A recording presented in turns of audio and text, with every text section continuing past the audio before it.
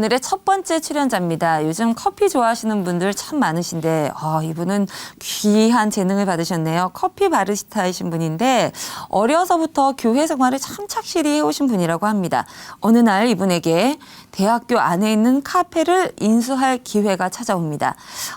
두 번의 생각도 하지 않고 귀한 청년 영혼들을 나에게 맡겨주시려나 보다 하는 것을 확신하고 기쁘게 인수하게 됐는데요. 실상 카페를 운영하면서 적지 않은 어려움에 난관에 봉착하게 된다고 합니다. 그 어려움과 또 시험을 통해서 그런 힘든 시간들을 겪으면서 변화된 믿음의 이야기를 들려주신다고 하네요. 직접 들어볼게요. 춘천 한마음교회 윤정자 자매님 큰 박수로 모시겠습니다.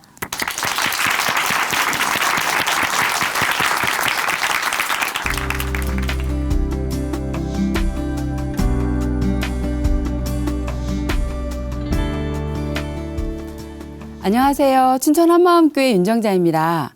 저는 작은 카페를 운영하는 바리스타인데요. 카페를 운영하면서 부활하신 예수님께 굴복되고 이 카페를 통해 복음을 전하게 된 저의 이야기를 나누고자 합니다.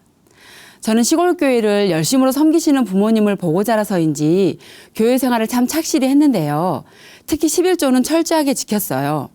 제 수입의 10분의 1은 당연히 하나님의 것이니 아낌없이 드리고 대신 나머지 10분의 9는 전부 내 것이라고 생각했기 때문에 제 마음껏 사용했죠. 저는 자기개발을 핑계로 영어학원이며 컴퓨터학원을 등록하는데 200만 원 상당의 고액의 수강료를 지출하기도 했어요. 또 맛집 탐방도 좋아해서 봄, 가을 꽃게철에는 인천에 가는 것을 빼먹지 않았고요. 또 쭈꾸미 알이 꽉 차는 봄에는 서해안으로, 그리고 바다 낚시를 하고 신선한 회를 먹기 위해 동해안으로 부지런히 다녔습니다. 저는 적금을 들어도 1번 적금은 가족들과 제주도 여행용, 2번 적금은 친구들과 유럽 여행용 이런 식으로 가입하고 만기가 되기 전에 타서 쓰는 경우도 많았어요. 또 친구를 따라 한번 가봤던 스키에 완전히 꽂혀서는 오직 스키장에 가야 한다는 일념으로 운전면허를 따고 차를 사고 몇 차례 장비까지 바꿔가면서 한동안 열심히기도 했습니다. 이렇게 펑펑 쓰기만 하면서 점점 나이가 들어가는데 모아놓은 돈이 없자 조금씩 불안해지긴 하더라고요. 그러다가 오랫동안 다니던 은행에서 많은 업무 스트레스로 명예퇴직을 하고 한참 후에 우연히 바리스타 교육을 접하게 되었어요. 그런데 커피를 뽑는 일이 너무 재미있는 거예요. 그래서 내친 김에 자격증까지 취득하고 나서 곧바로 대학교 안에 있는 카페에서 아르바이트를 하게 되었어요. 아르바이트를 하는 것이었지만 일이 너무나 즐거워서 마치 제 카페인 것처럼 열심히 일을 했죠. 그런데 얼마 후 제가 그 카페를 인수하게 되었어요. 경영 상황이 많이 좋지 않았던 그 카페를 마치 하나님께서 저에게 맡겨주시는 것처럼 너무나 순조롭게 좋은 조건으로 인수가 진행이 되었어요. 그래서 하나님께서 이 카페를 통해 하나님의 일을 하길 원하시는구나 라는 마음이 들었어요. 카페에 오시는 손님들에게 복음도 전하고 또 우리 교회 대학생들이 하는 동아리인 한마음 선교회와 함께 캠퍼스 복음화에 동역하겠다는 마음으로 힘차게 시작하게 되었죠. 막상 본격적으로 일을 해보니 카페 일이라는 것이 육체적으로 많이 힘든 일이더라고요. 하루 종일 거의 서서 일해야 하고 손님이 언제 오실지 알 수 없는 상황이다 보니까 끼니를 제대로 챙겨 먹을 수가 없었어요. 하지만 이 일을 좋아했기 때문도 있고 그보다 이 카페는 하나님께서 제게 맡겨주신 사역지라는 생각에 육체의 피곤함은 그래도 견딜 수 있었어요. 그런데 비록 작은 규모였지만 처음 해보는 사업이었기 때문에 아르바이트를 할 때는 몰랐던 운영상에 여러 가지 문제들이 생길 땐 당황스럽더라고요. 사소하게는 재료를 구매하는 것부터도 신경을 많이 써야 하고 많지는 않지만 직원들을 관리하는 것도 그렇고요. 한 번은 아침에 가게 문을 열고 손님이 오셔서 커피를 주문하셨는데 갑자기 에스프레소 머신이 작동을 하지 않는 거예요. 하필 구하기 어려운 부품이 고장이 나서 하루 종일 문을 닫아야만 했습니다. 그런데 무엇보다 힘들었던 것은 물질적인 문제였어요. 카페를 인수하고 나서 처음 2-3달의 적자는 당연하다고 생각하긴 했지만 곧이어 다가온 대학교의 겨울방학은 참 길고 길더라고요. 하루 온종일 가게 문을 열어도 매출이 3만 원을 넘기기가 힘든 날도 많았어요. 또다시 새 학기가 시작되었어도 몇 달 되지 않는 학기 중의 매출로는 적자를 메꾸기엔 턱없이 부족했어요. 이렇게 상황은 나아지지 않는데 임대료와 인건비 그리고 재료값을 결제해 줘야 할 시점이 되면 염려와 낙심이 되었어요.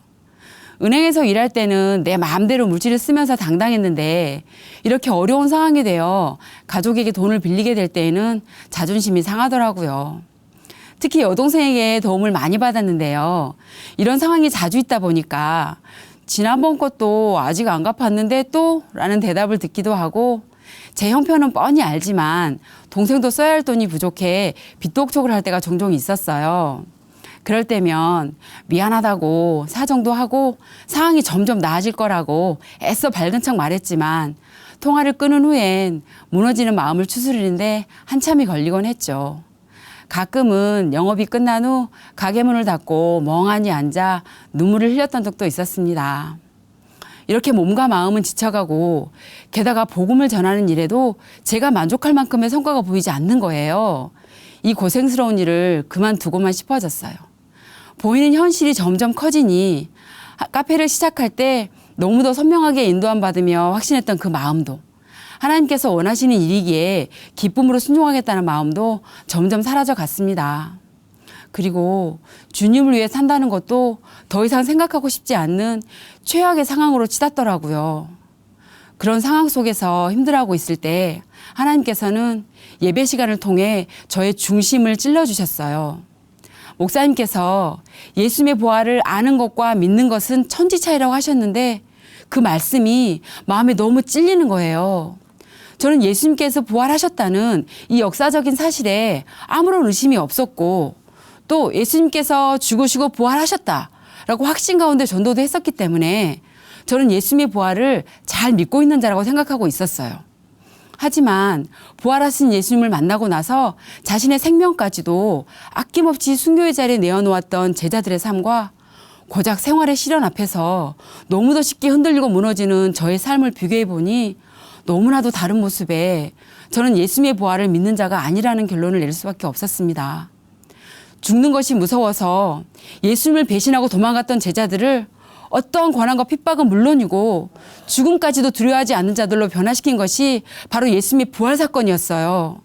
그런데 그 예수님의 부활을 믿는다고 하면서도 물질적으로 어려운 상황 앞에서 낙심하고 좌절하는 저의 모습은 아무리 생각해도 결코 예수님의 부활을 믿는 자의 모습이 아니었어요. 너무나도 선명하게 제 중심을 찔러주시니 제가 예수님의 부활을 믿지 않는 자라는 말씀에 인정하고 싶지 않았지만 인정할 수밖에 없었습니다. 그래서 그동안 수없이 들었고 알고 있던 말씀을 다시 모았어요. 내가 만일 내 입으로 예수를 주로 시인하며 또 하나님께서 그를 죽은 자 가운데서 살리신 것을 내 마음에 믿으면 구원을 얻으리니 예수님이 죽으시고 부활하셨다는 사실도 알겠고 이분이 나의 주인이셔야 한다는 것도 인정이 되는데 마음에 믿는다? 이 마음에 믿어야 한다는 말씀을 넘어갈 수가 없더라고요.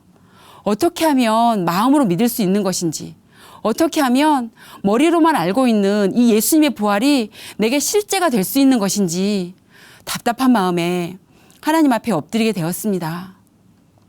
간절한 마음으로 예수님의 부활에 대한 성경 말씀들을 붙들고 하나님 앞에 엎드리던 중에 한 지체의 간증을 듣게 되었어요. 그 지체는 어떤 사람이 자신의 과거의 모습이 어땠는지에 대해 이야기를 해주었는데 현재 눈앞에 보이는 모습 때문에 도저히 그 사람 말을 믿을 수가 없었다고 했어요. 하지만 그 사람이 제시한 과거 사진을 보는 순간 그 확실한 물증 앞에서 자신의 모든 의심과 생각들을 내려놓을 수밖에 없었다는 거예요. 그 말을 듣는 순간 마음이 쿵 내려앉았습니다. 역사 속에 정확히 기록된 예수님의 부활 사건이 바로 그 확실한 물증이었어요. 나의 어떤 상황과 현실보다도 더 큰 전능자 하나님께서 이 땅에 오셨다가 가셨고 지금도 살아계시다는 사실을 확증하는 물증이 바로 예수님의 부활 사건이었습니다. 아, 진짜구나. 이걸 보고 믿는 거구나. 이렇게 선명한 사실을 그렇게 많이 듣고도 마음에 실제로 믿지 못하고 있었다니. 정말 제가 마음이 너무나도 완악한 자였더라고요. 너무나 명확한 물증 앞에서 믿어지네 안 믿어지네 나의 상황이 이렇네 저렇네를 말하고 고민한다는 것이 말이 되지 않더라고요. 하나님께서 모든 사람에게 믿을 만한 증거로 주신 예수님의 부활의 표적 앞에 서게 되니 그 지체가 확실한 물증 앞에서 입이 다물어진 것처럼 저도 그냥 입이 다물어지고 저의 생각이 내려놓아졌습니다. 그렇게 부활하신 예수님 앞에 서게 되니 제 실상이 정확히 보이기 시작했습니다. 저는 제 인생에 있어 무엇을 하든 예수님 위해 살고 싶었어요.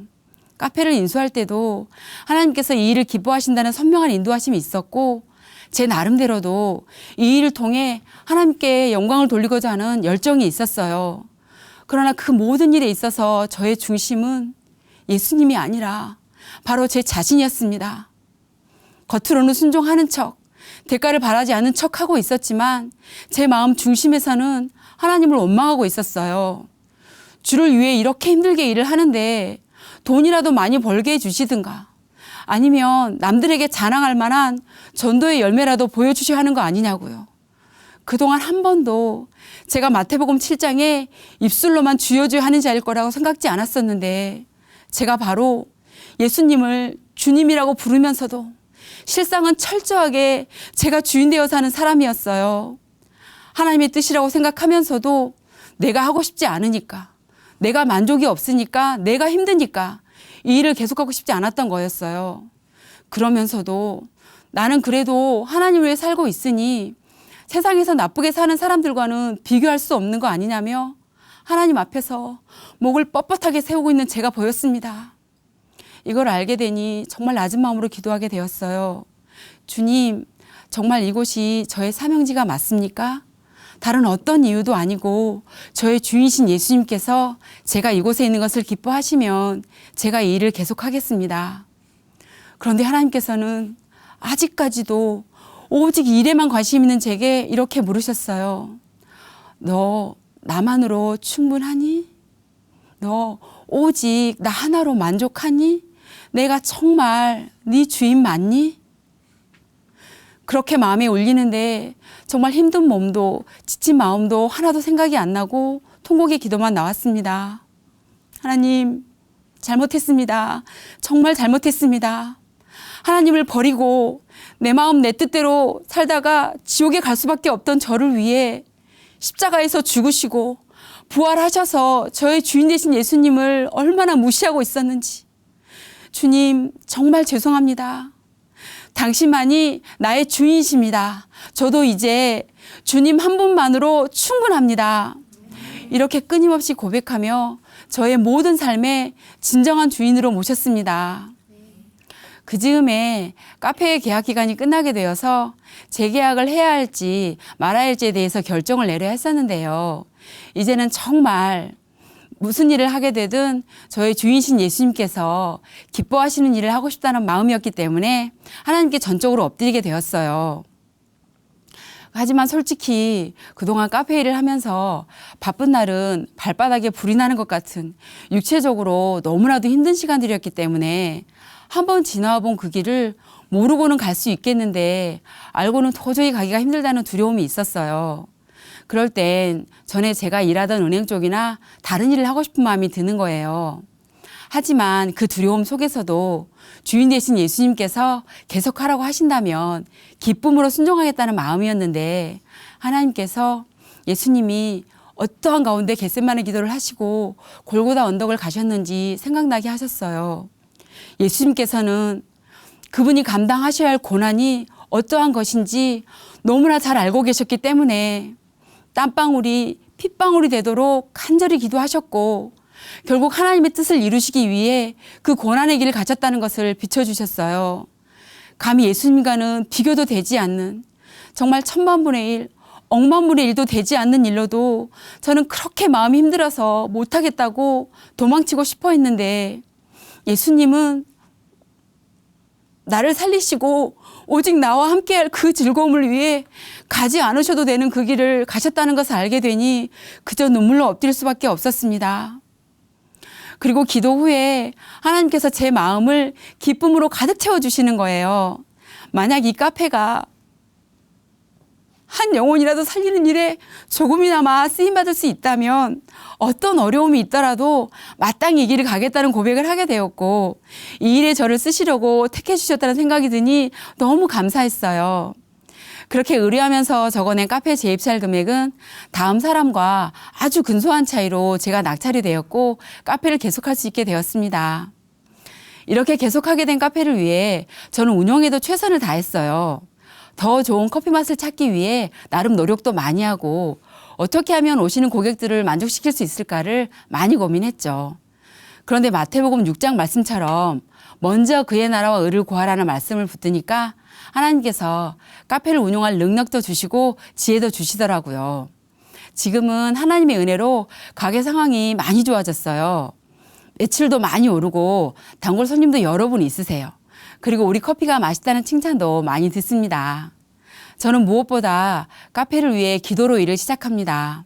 이곳을 예수님의 보혈로 덮어주시고 오시는 모든 분들이 들어올 때도 복을 받고 나갈 때도 복을 받기를 기도해요. 최고의 복은 예수님 믿고 천국 가는 거잖아요.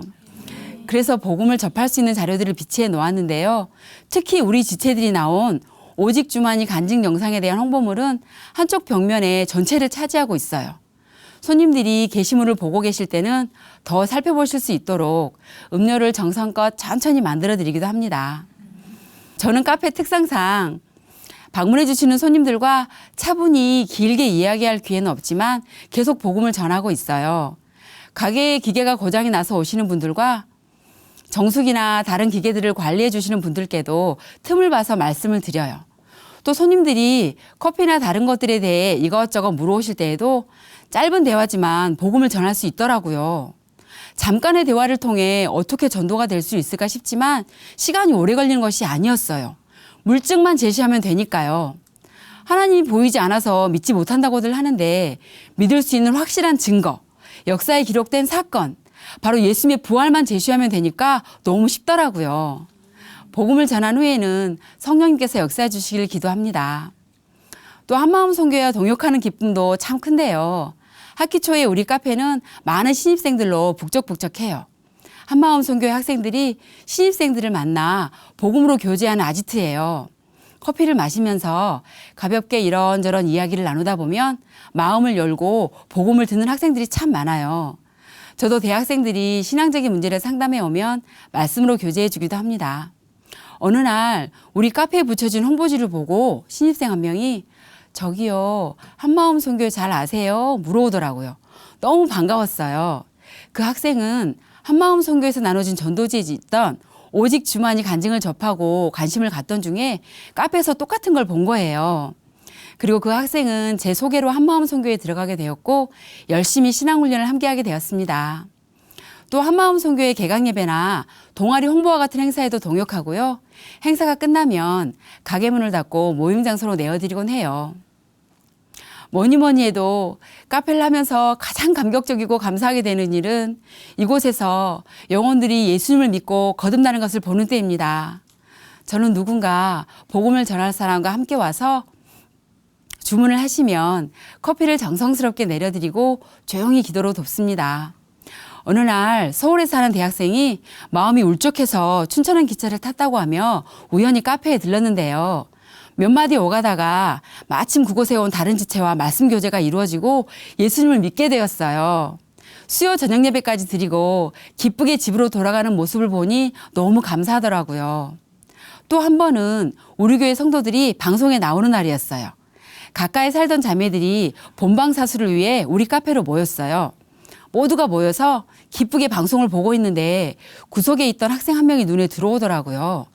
기독교의 역사라는 책을 읽고 있더라고요.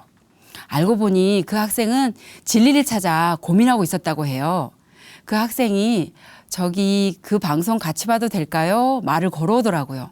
우리는 반갑게 그 학생과 함께 방송을 보았어요.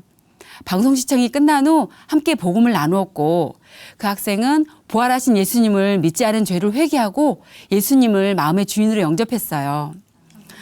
그리고 우리 교회 지체들도 전도를 위한 말씀 교제의 장소로 카페를 많이 찾아와 주시다 보니 영혼 구원의 역사를 많이 보게 되어 얼마나 감사한지 모릅니다. 이렇게 성령의 역사가 일어나는 우리 카페를 보고 한 지체는 언니, 이 카페는 성령의 와이파이존인 것 같아요. 말해주기도 했어요. 또 다른 지체는 저에게 복음의 향기를 전하는 바리스타라는 별명을 붙여주기도 했고요. 예수님께서는 물질적인 어려움 앞에서 저의 믿음의 실상을 보게 하시고 부활의 확증을 통하여 저의 진정한 주인으로 찾아와 주셨어요. 이제는 제 수입의 10분의 1만이 아니라 저의 모든 것이 주님의 것임을 압니다. 다만 제게 맡겨주신 것이기에 내 마음 내 뜻대로 사용하는 것이 아니라 하나님께서 원하시는 곳에 쓰여지기를 바라요. 그래서 지혜를 구하면서 주 안에서 자유롭게 사용합니다. 앞으로도 저는 이 일을 허락하시는 그날까지, 그리고 에스프레소보다 더 진한 이 복음의 향기가 캠퍼스를 넘어 전 세계로 퍼지는 그날까지 주님의 바리스타로 살겠습니다. 감사합니다.